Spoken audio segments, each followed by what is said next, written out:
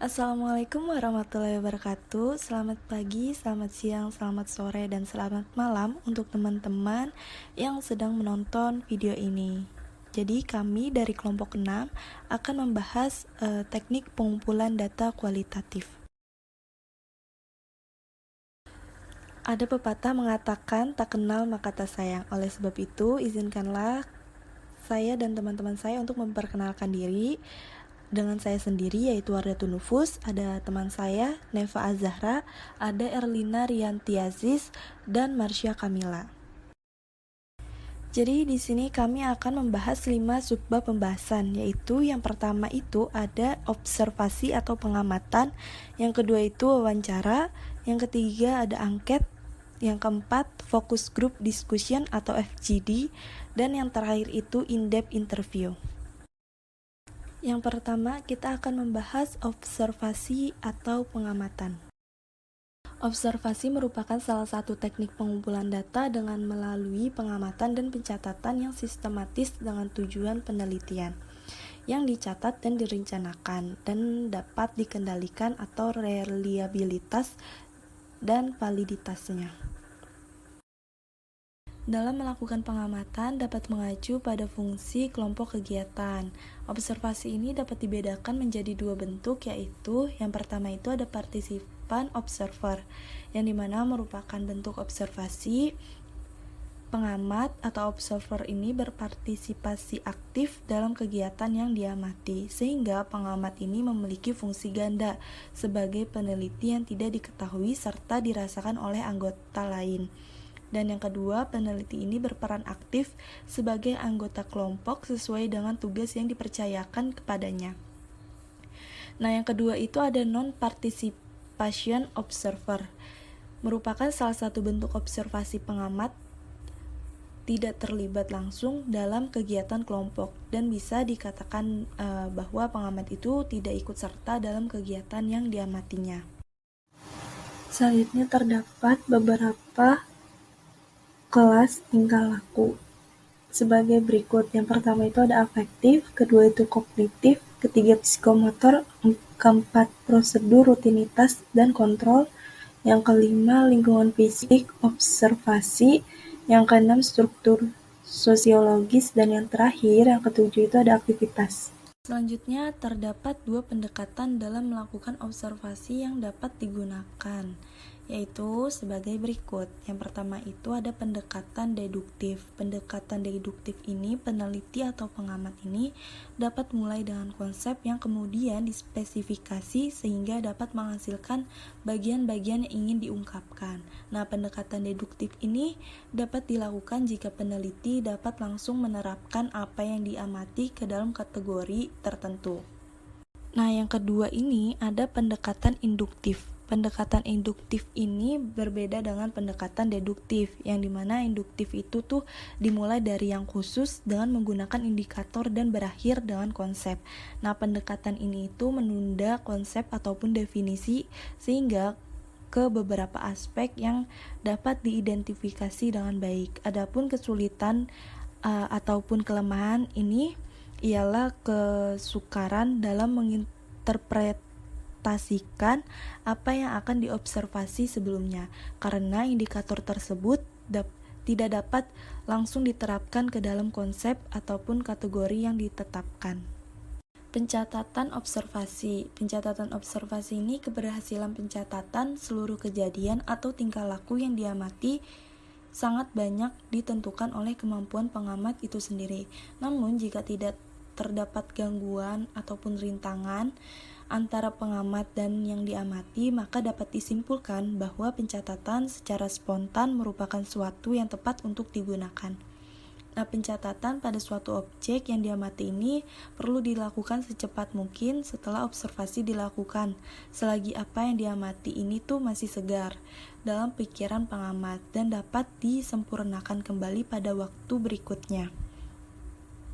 Namun dapat diperhatikan juga objek, individu, ataupun kejadian yang diamati tidak tahu bahwa pencatatan sedang dilakukan, yang dimana hal tersebut dimaksudkan agar objek tidak bersikap reaktif. Terdapat Keuntungan dan kelemahan pada observasi atau pengamatan. Nah, keuntungan observasi ini menggunakan teknik pengumpulan data dengan observasi sebagai alat langsung yang dapat meneliti gejala. Nah, observ yang selalu sibuk lebih senang diteliti melalui observasi daripada diberi angket atau mengadakan wawancara, yang dimana memungkinkan pencatatan serempak terhadap berbagai gejala, karena dibantu oleh observer lainnya atau dengan alat lainnya, dan tidak bergantung pada self-report. Selanjutnya itu ada kekurangan dari observasi. Nah, kekurangannya itu apa aja? Nah, kekurangannya itu ialah teknik pengumpulan data dengan observasi banyaknya kejadian langsung yang tidak dapat diobservasi. Misalnya rahasia pribadi dari observ atau dari orang yang kita mau amati, yang dimana dirinya ini menyadari bahwa dia sebagai objek penelitian yang dimana cenderung untuk memberikan kesan-kesan yang menyenangkan, menurut Usman dan Akbar tahun 2009.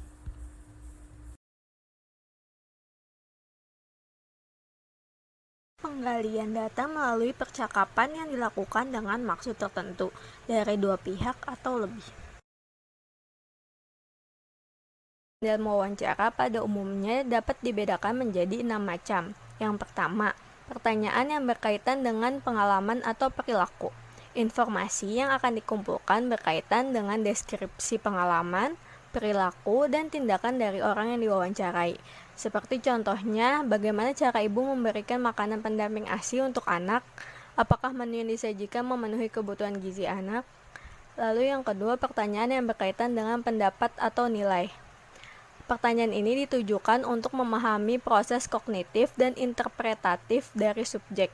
Jawaban dari pertanyaan ini akan memberikan gambaran mengenai hal yang untuk mengetahui fakta dan opini tentang suatu kasus atau program tertentu. Contohnya, bagaimana program penurunan stunting yang dijalankan oleh pemerintah di Indonesia.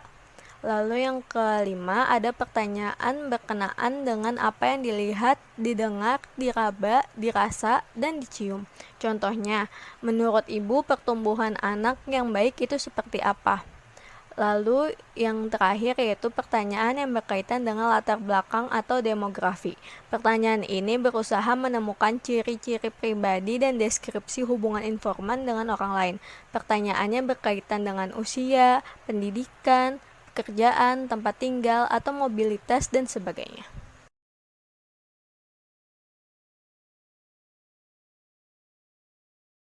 Pada 1980, model wawancara dibedakan menjadi 5 macam. Yang pertama, wawancara mendalam, yaitu wawancara mendalam merupakan wawancara yang dilakukan dengan lentur dan terbuka, tidak berstruktur ketat, dan tidak dalam suasana formal.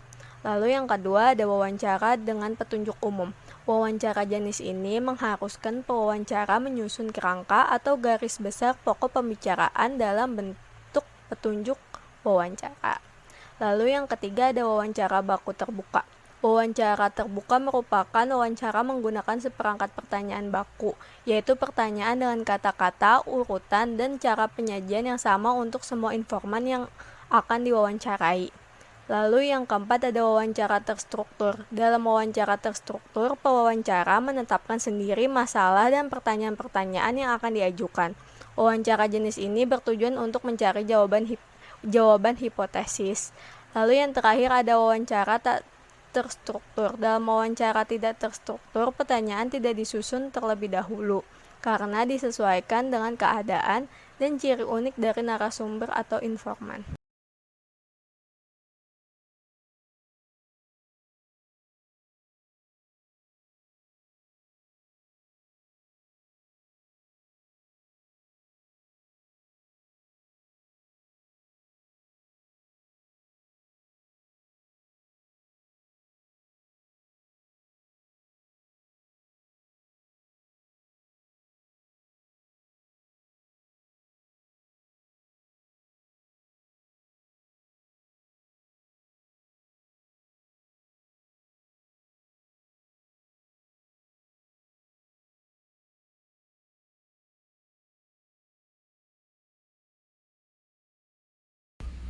Angket.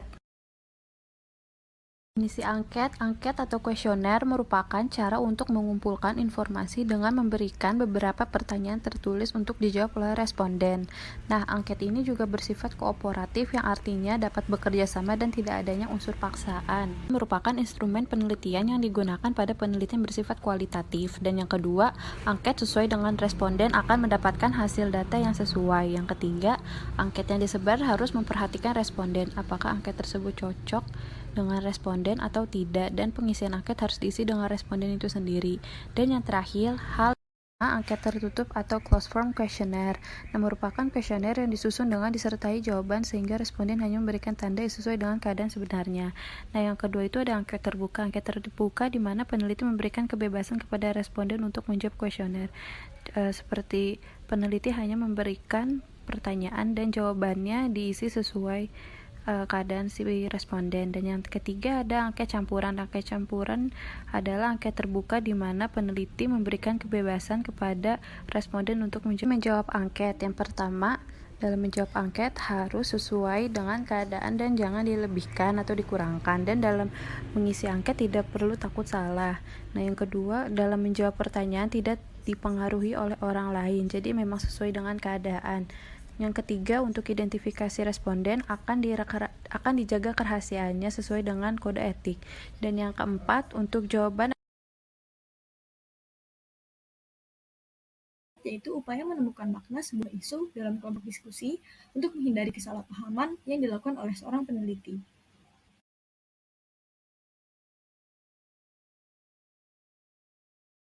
Kualitatif yang didesain untuk memperoleh informasi, keinginan, kebutuhan, sudut pandang, kepercayaan, dan pengalaman peserta tentang suatu topik bersama seorang fasilitator atau moderator sebagai pengarah jalannya diskusi.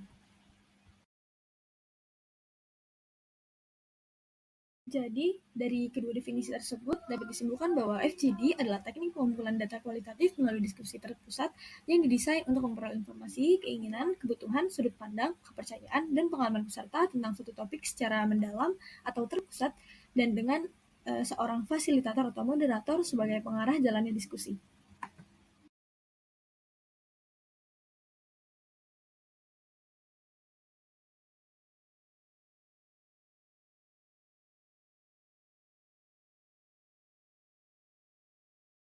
Tahun 2013.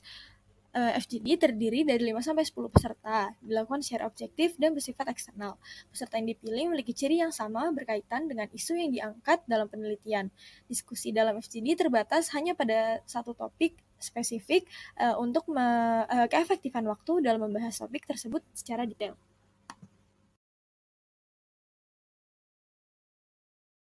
Yaitu tujuan FGD bukan untuk mencapai kesepakatan tentang topik yang dibahas, tetapi untuk mengungkap topik tersebut dari berbagai perspektif dan pengalaman. Membutuhkan fasilitator atau moderator terlatih, menggunakan wawancara semi struktur kepada suatu kelompok individu, lingkungan diskusi yang terbuka dan tidak mengancam, sangat penting agar peserta merasa nyaman untuk berbagi pandangan mereka tanpa takut dihakimi oleh orang lain. Yang dominan, 4 peserta yang diam, dan 5 penggunaan gambar atau foto.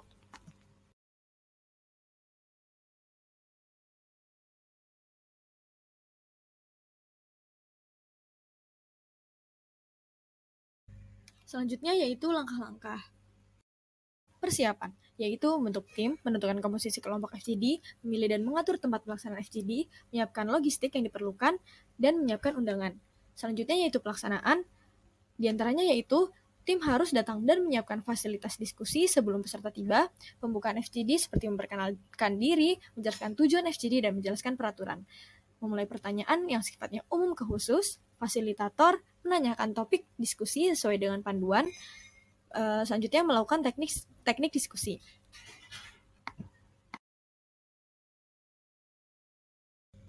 Langkah berikutnya adalah penutupan, yaitu menjelaskan bahwa pertemuan akan berakhir, menanyakan peserta apakah masih ada komentar yang disampaikan, dan komentar yang sesuai atau berguna dapat dibahas lebih mendalam. Mendengarkan komentar-komentar tambahan yang muncul, menutup FGD dengan menyampaikan kesimpulan dan ringkasan singkat tentang topik pembahasan yang telah didiskusikan. Ucapan terima kasih kepada para peserta atas partisipasinya dan menyatakan bahwa komentar mereka sangat berguna untuk penyusunan selanjutnya. Kekuatan metode FGD diantaranya yaitu kemampuan dalam menggunakan interaksi partisipan untuk memperoleh kedalaman dan kekayaan. Kemudian dari segi kepraktisan dan biaya, merupakan metode yang hemat biaya, fleksibel, praktis, elaboratif, dan dapat mengumpulkan data yang lebih banyak dari responden dalam waktu yang singkat. Dari segi validitas, memiliki tingkat high face validity dan secara umum berorientasi pada prosedur penelitian. Keterbatasan metode FGD diantaranya yaitu, dari segi analisis, data yang diperoleh memiliki tingkat kesulitan yang tinggi untuk dianalisis serta memerlukan waktu yang banyak. Kelompok diskusi yang bervariasi juga dapat menambah kesulitan untuk dianalisis dari data yang sudah terkumpul. Dari segi pelaksanaan, memerlukan lingkungan yang kondusif agar keberlangsungan interaksi optimal dari peserta diskusi. Dari segi penggunaan metode, umumnya dapat terjadi akibat penelitian seringkali kurang dapat mengontrol jalannya diskusi dengan tepat. In-depth interview. In-depth interview merupakan teknik dari penelitian kualitatif yang melibatkan wawancara individu secara intensif dengan kelompok kecil dari responden untuk mengkaji perspektif mereka tentang ide, program, atau situasi. Hal ini berguna apabila peneliti ingin mendapatkan informasi lebih dalam atau detail tentang perilaku seseorang. Faktor yang mempengaruhi in-depth interview itu ada 3. Yang pertama, jenis kelamin. Yang kedua, perilaku wawancara. Dan yang ketiga, situasi wawancara. Nah, jenis kelamin ini responden mungkin agak risih apabila penelitinya itu cowok. Jadi mungkin dia lebih nyaman dengan perempuan. Jadi menjelaskannya lebih gampang. Nah, yang kedua itu perilaku wawancara. Nah, si penelitinya itu harus memberikan kesan yang baik dan tidak harus sopan sehingga responden akan menjawabnya dengan nyaman. Nah, yang ketiga itu ada situasi wawancara yang dimana dalam situasi tersebut harus dilakukan secara nyaman dan tidak terburu-buru agar mendapatkan hasil yang maksimal. Hal yang perlu dilakukan sebelum melakukan in-depth interview, yang pertama memiliki pertanyaan penelitian yang jelas dan eksplisit berdasarkan penelitian sebelumnya. Nah, yang kedua, buatlah daftar wawancara semi terstruktur. Nah, yang ketiga, ujilah pertanyaan pada orang terdekat untuk melihat perkiraan estimasi waktu selama wawancara berlangsung.